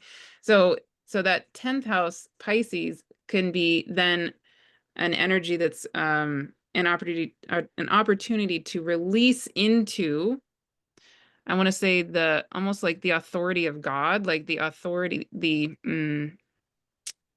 um yeah, if I'm coming into this, bringing in this life into this lifetime through my family experiences, this I should, then I can bridge that with this Piscean concept of the bigger world, right? And somehow, Mhm. yeah, you take it from there because it's like it's how does what is that? What is that combo? Actually, it's so fascinating. What's like the ultimate Well, I marriage? want to say at some point when you close your eyes and put your hands up, all of these balloons Oh, they did? move through your Zoom screen when you began talking about Pisces in the 10th. That's hilarious. I mean, it's the lightness of this world. Yeah. So Virgo in the fourth can mean like our own inner life or home life, our own emotional sense of identity can feel very messy. It's Mm. like literally our home can just be full of dirty laundry and unclean dishes, but internally it's like I just have this internal self-image of being messy, and there can be real issues of neglecting self-care or just feeling deeply unhealthy from within oneself. Mm. This can lead to a sort of unstable internal emotional reality or always fixing and dealing with crisis in one's home life, right? So getting stuck in that it's like you're a slave or a servant in your own home kind of metaphor. Yeah. Pisces in the 10th house says there's purpose and there's meaning beyond the boundaries and the walls of your own home. You have a purpose in life. Pisces in 10th is forgiving all of the internalized self-image issues or complexes that we might be carrying and giving ourselves over to something greater. Now, the 10th house, fourth house speaks to that relationship between the child and the parent. And so we need to be disciplined. Oftentimes, the issue here is we might feel like there's a lack of proper support. Like I need someone to hold my hand when I cross the street. So 10th house Pisces, like life is random, life is chaotic, life is meaningless. Like there's no structure, there's no order, there's no discipline, there's no meaning. People in power do whatever they want to do. So there can be a sense of the world being so large and big and kind of random and lacking any kind of moral consistency or spirituality. So there's a strong invitation to actually connect ourselves with something of greater meaning and value to allow our presence and our participation in the world to elevate and bring more love into this world. And Hmm. that means metaphorically being willing to stand on our own two spiritual feet. We have to kind of internalize the idea that we are loved and we are cared for. So there is a source, a guide that loves us, that's with us, that's protecting us, that will support us along this journey. Otherwise, with that Mercury there, with that South Node in the fourth, we can get really stuck in there's always something wrong with me. Kind of like Mm. an erotic self-focus in our own internal emotional state. Right? I'm not ready. I can't do it. I have all these issues. When I was a child, this happened. And so we never allow ourselves to grow up, and we miss the whole world. We miss all the gifts that we can be sharing. So with Saturn in the 10th, that really further emphasizes that theme of spiritual discipleship. I wrote a couple of things down about this one. I want to just take a look here. And I have something I want to add in Sure. also. So Pisces in the 10th is reframing our sense of what it means to be loved and guided. There is someone holding our hands to cross the street, and as unready as we feel, we will not be left alone. And it's okay to think about our life in broader social terms. We have a purpose, regardless of all the things that we might fear or think about ourselves, to open to it. Yes. Yeah, yeah, and going along with that, what's coming to me also is maybe look at where your moon is, right? And really even think about yourself as your inner child. Like, what does that inner child need? And Mm. your moon can be a clue to what are your emotional needs. So then I think of that Saturn in Pisces sitting up there in your 10th house near the North Node, and well, Saturn might be over in your 11th, but anyway, generally Yeah, in that yeah. area. And you can imagine that inner wisdom self sitting with your moon self, your fourth house self, and the Mm. inner child self, your emotional body self, and giving you whatever it is you need, holding you as long as you need to be held, right? And then, like, we know that we're both parents, so we know it's like usually if you hold the child long enough, the toddler long enough, eventually they're like, all right, I don't need you, I'm good, and they get Right. finally in Yep. play, right? So it's that kind of a thing too. It's like maybe our inner child, Virgo, fourth house child, has this whatever this imprinting is of I'm not good enough or whatever, or the messiness or any of it. But if we just hold it long enough, eventually it will get sort of saturated by being held by that inner wise being of ourself. Mm. Um, and then it'll feel free, it'll feel safe enough to go venture out into that 10th house world and do what it needs to do. Yeah. And I think there's a very practical, humbling reality of like For many of us, this is simply learning to take more responsibility for our lives. Mm. Like, okay, yes, life is hard and we have to work really hard sometimes. And it's bringing ourselves into a higher vibration and greater discipline to be available for a greater amount of light, but it's not a passive process. So, you know, 10th house Pisces here might say, set the alarm, decide when you're going to wake up. What are your goals? What do you want to achieve? There's that existential sense of if I have to put effort towards it, it's not spiritual. I just want it to all happen. But that doesn't allow us to really mature and crystallize and make manifest our greater dreams. We got to put forth the effort and show up. So it's learning how to discipline ourselves, show up on time, create goals, be responsible and practical with our energy. I Mm. mean, it's delusional to say green lights are an illusion or red lights are an illusion. Oh, I don't care if I'm on time, it doesn't matter. Like that's avoiding the practical responsibilities of this world on the basis that 10th house Pisces, all these structures are an illusion anyway. The Mm. key is to learn how to not didn't ignore them, but also not to be overly conditioned by them, such that it's like, oh my God, the world's so big and hard. How am I ever going to get a job? How am I ever going to make it in this big world and all these things? It's to learn how to live with them with agency, with a higher purpose. All of this are the template. These are the ingredients that we're working with to grow and evolve here in this school. And some of us might find, okay, believe it or not, okay, my purpose in life is to get involved in politics. Wow, I never expected that. It's like let go of your control of your self-image and show up. You got work to do, right? Whatever it might be, whatever that Pisces 10th, we have work to do. We have to do it. Surrender. Don't judge the form that our spiritual path takes. That's the deepest teaching of this signature. Beautiful. Mhm. All right. I'll start us off with the next one. So South Node in Virgo in the 5th, North Node in Pisces in the 11th. Virgo in the 5th can be a very neurotic self-focus, and it can take the expression of being overly concerned with my expression, my creativity. Like you're working on a painting or doing a project, and it's like never done or it's never complete because you're internally always focusing on what can be improved. It's interesting because that archetype is a sort of reverse distorted expression of the typical fifth house narcissism. I'm so important. It's giving the self a whole lot of importance just in a negative way. I'm always thinking of myself and what I look like and how it expresses and what people think about me and comparing it to other people's works, and I'm never enough. So you're never going to, I mean, the most like articulate painter or whatever it is that you do, there's always going to be room for improvement. So Pisces in the 11th house opens up the doors to you have a greater contribution to the greater ecosystem of life. You are a star that Yeah. exists amongst an ecosystem of stars and galaxies, reflecting the intelligence of the divine. Yeah. So again, kind of being that fourth quadrant energy, be a part of the world, be a part of society, be a part of the cosmos, be a part of something greater than you, and you might be collaborating with other people. That reframes all of the, I mean, there can be a lot of gifts and skills and talents, a lot of amazing skillfulness with Virgo in the 5th. It gives it meaning. It gives it an outlet that is not all about control and perfection and meaning for its own sake, you being important or special for its own sake. It gets one out of their own gnarled self-image. Am I important enough? Am I meaningful? Am I special? Do I have any value? Into I'm helping, I'm serving the collective. And we might find ourselves with people that are very different than our own. So Pisces in the 11th oftentimes highlights where people come together of completely different walks of life.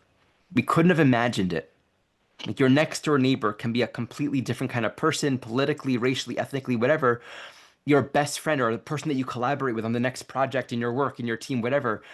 There's a conglomerate of very diverse energies. And it's this beautiful, compassionate way in which, someone from this star system and then someone from this star system, like 30,000 million light years away, they come together because love wants to recognize all of itself.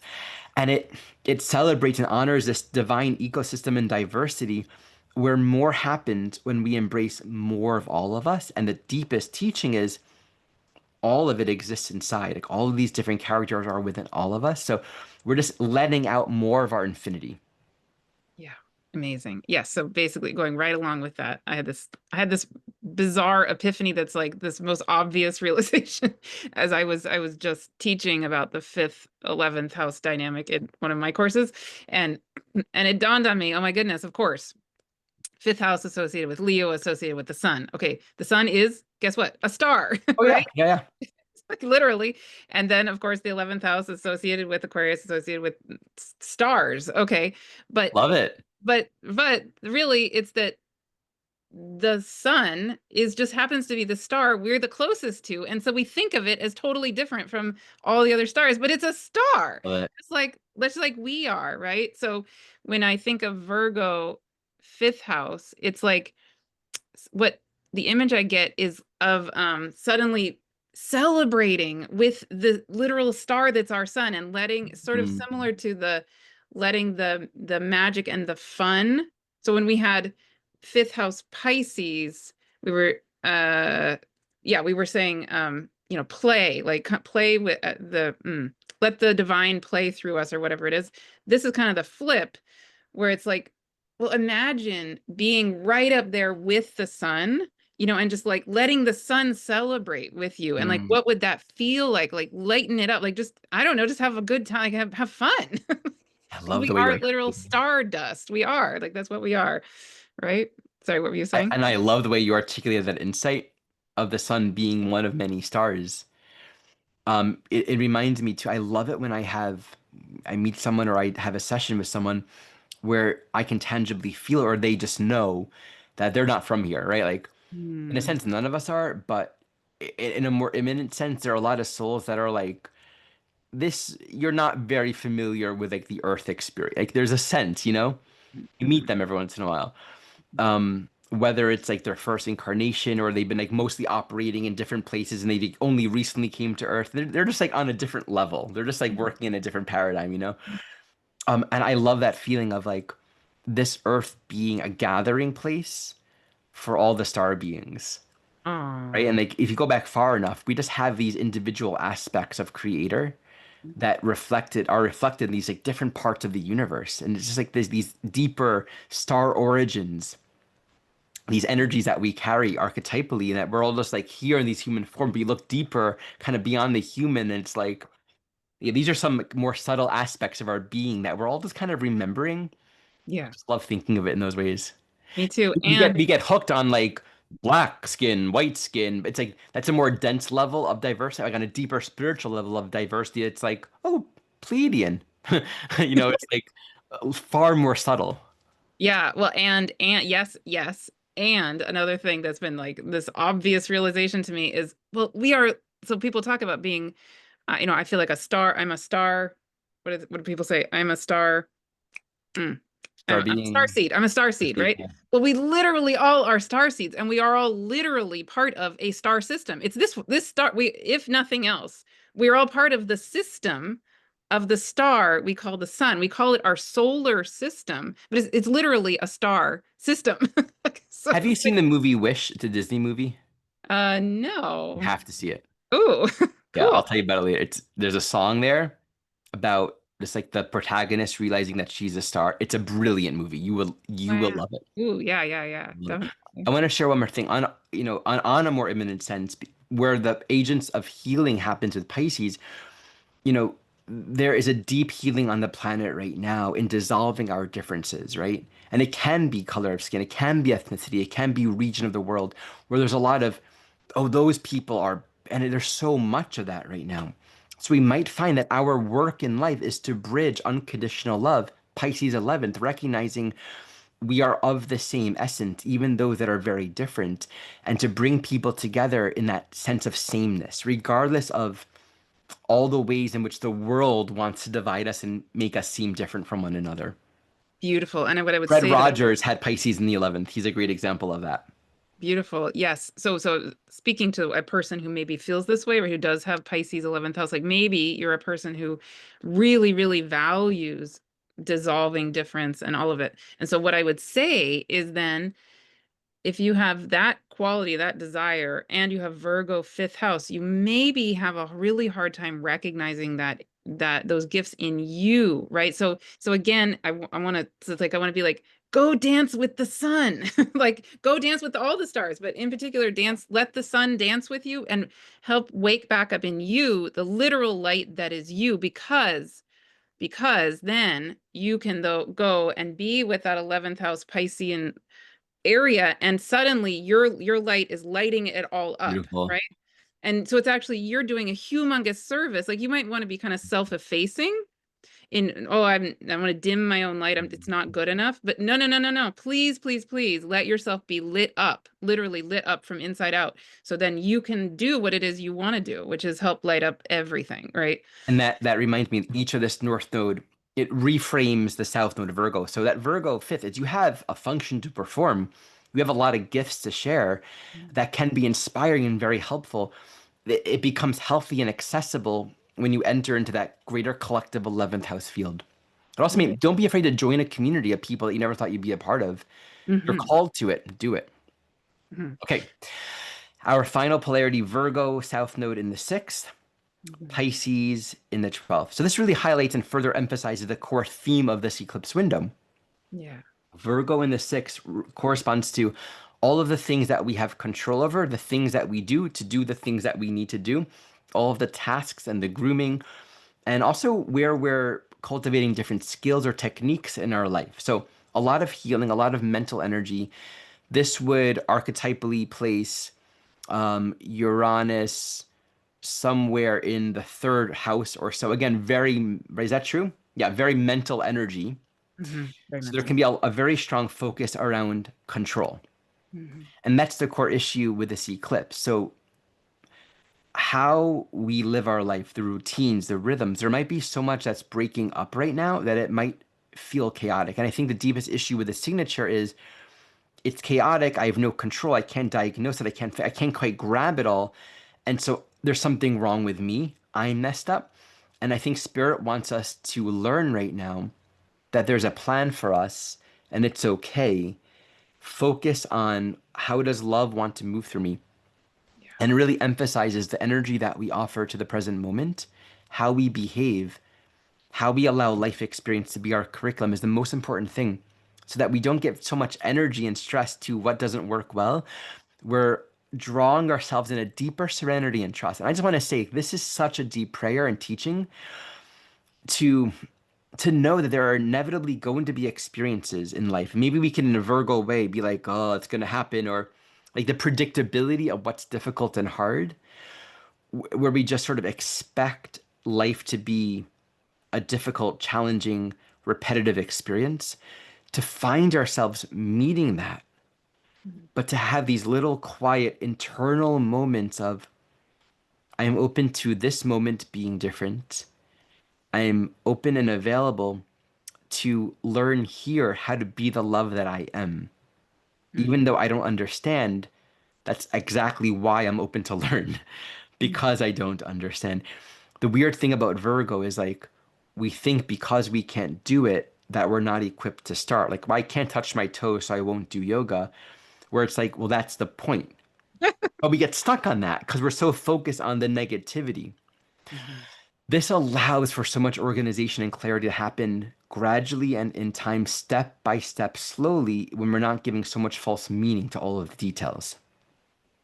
Yeah. Yeah. And so with this one, I would say go listen, please go listen to the interview I did with Jude Currivan, Mm. because what comes to me with this is it's like you were saying, it's like double signature of you can be really focused on yourself as earth versus light, right? Like I'm here and I'm doing the earth stuff and it feels XYZ way. And I know I'm reaching for like releasing and I know I'm the divine, but how in the heck do I bridge it? And because there's such a mental component, I wonder for some of you that maybe going and actually hearing the literal science behind what light Ah, actually ah, is might help you let it go, right? And mm, really get it. Well, it already is, like it already is bridged. The South Node already is bridging your sixth house Virgo with your Pisces 12th house. Like it's already done. there isn't even actually a bridge to be happening because it's already bridged. You are light as earth. That is literally who you are. It's just a remembering of that reality. So that's just one thing I offer is go listen I to love that that. video. Yeah. Again, Yeah. in the description below.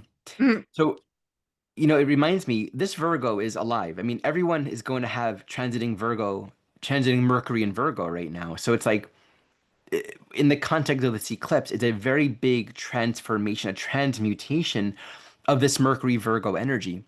So I think this particular signature strongly speaks to the principle of effortless doing.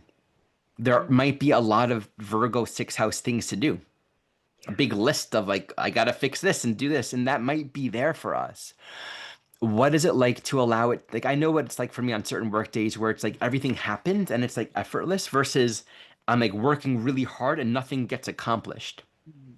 There's a state of alignment with how the flow wants to go, not how we're pushing it.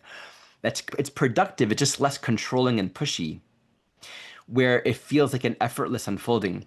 When I was, contemplating this before our meeting, I thought of this one quote from the Tao Te Ching, which is the Tao does nothing and leaves nothing undone, Exactly. versus the opposite, doing a lot, but nothing gets completed. Yeah. So I think it's a really great meditation to close this analysis of this eclipse to the 12 houses. Anything you want to add to this one polarity? No, just I would just echo what you said by just the sentence I often say, which is let the light lead the way, literally. Hmm. Let it go. Like the light knows the way, the divine knows the way, the part of us as the divine already knows the way. It's already done. It's already right here. And yeah. There's a song, I don't know who wrote it, but it's like, the way he knows, the way he knows, the way Mhm. he knows, the way, something like that. I love that song. Yeah. This sixth house can highlight an inadequacy.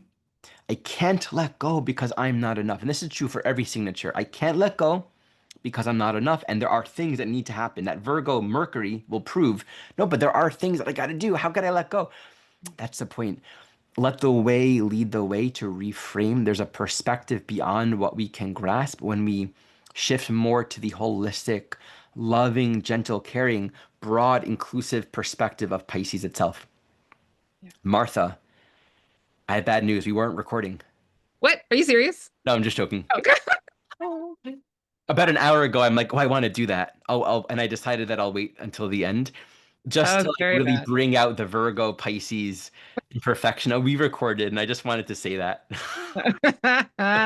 Well, my Virgo moon with my Pisces Mercury and Sun are fine with all that. So let's go. All good. I figured you would be. Wow. In my Yeah, mind, it was something I was just looking forward to. Okay. really Martha, funny. thank you so much for sharing this. And by the way, I reached out today with this feeling to do this, and you were like, yes. And we just jumped on it together, and I really appreciate that. Thank you all so much for watching. Once again, check out the description to learn more about Martha and her work, and as well as mine. And until next time, bye.